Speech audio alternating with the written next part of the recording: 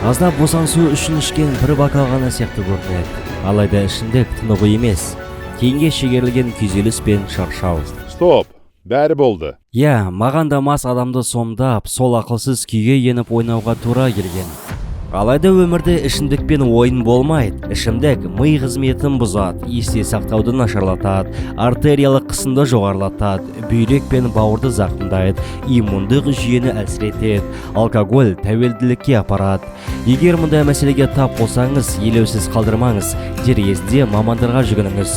Бірақ алдымен мәселені өзіңіз мойындауыңыз керек. Тіпті ішімдікті аз мөлшерде тұтыну да инсульт пен онкологиялық аурулардың қаупін арттырады. Ал мен өмір сүріп әлі жасағым келеді. Менің еркіндігім ішімдіксіз өзім болу. Өзіңмен бол, айқындықты таңда.